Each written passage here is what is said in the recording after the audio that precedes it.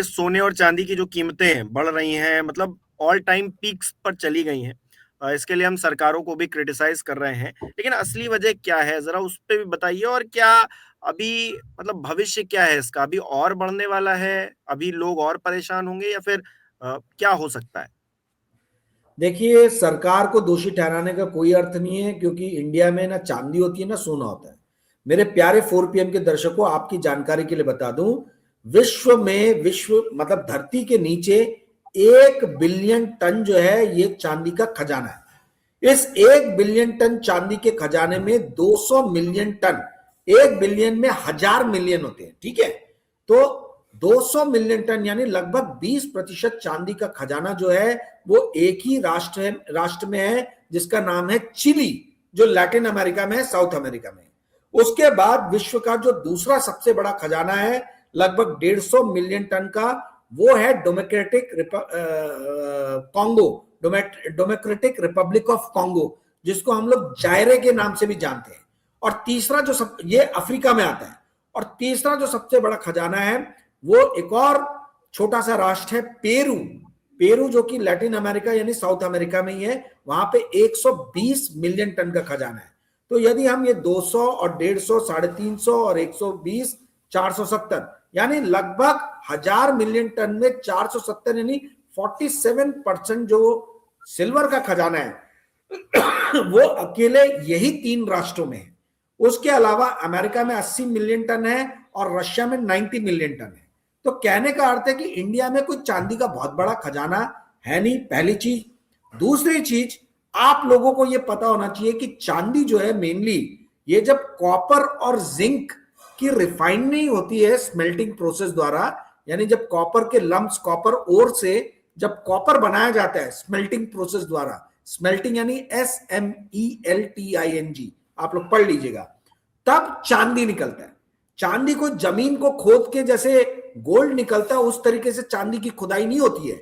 चांदी mainly world में produce होता है, जो कॉपर रहता है और जो जिंक जो निकलता है उसका जब स्मेल्टिंग प्रोसेस होता है तो उसी में कचड़े के रूप में, बाय प्रोडक्ट के रूप में हमको सिल्वर मिलता है। मोस्टली सिल्वर हमको वैसे ही मिलता है। तो कहने का अर्थ है कि इंडिया में ना कॉपर के बहुत बड़े खजाने हैं, इंडिया कॉपर के मामले में भी डिपेंडेंट है, हम इंपोर्ट करते हैं, और जिंक के मामले में भी हम डिपेंडेंट है, हम इंपोर्ट करते हैं।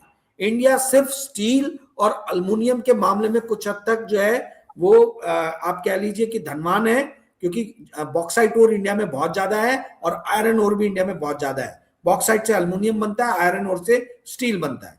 तो कहने का ये अर्थ है कि सरकार को गाली मार के कोई मतलब नहीं है, क्योंकि हम जो है ये इंपोर्ट पे डिपेंडेंट है, पहली चीज। दूसरी चीज कि आपने पूछा कि ये क्या सिल्वर के प्राइसेस, गोल्ड के प्राइसेस क्यों बढ़ रहे हैं और कब तक बढ़ेंगे।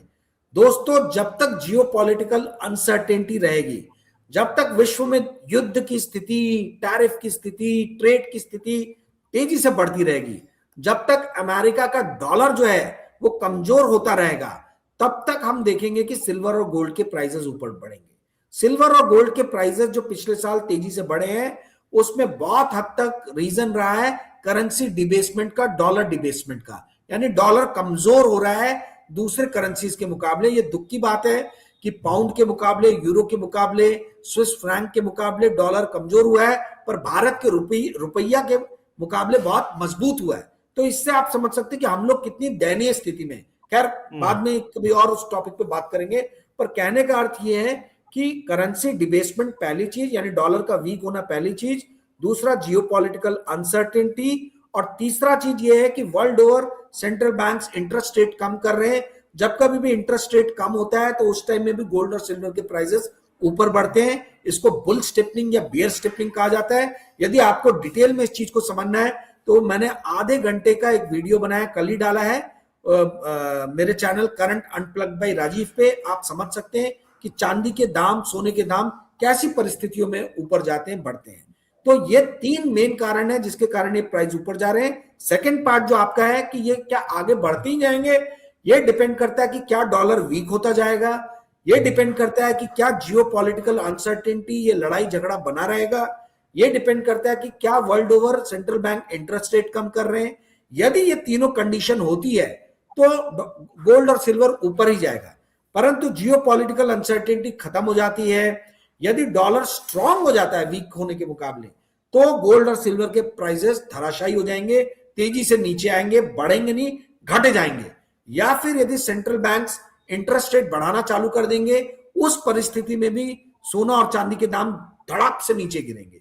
तो आप लोग को पता होना चाहिए कि कब और सोना चांदी के दाम ऊपर बढ़ते हैं और कब नीचे जाते हैं। मेरे ख्याल से मैंने आपको संक्षेप में ब्रीफली समझा दिया है। ज्यादा डिटेल में समझने के लिए आप मेरा चैनल देख सकते हैं। जी हिमांशु।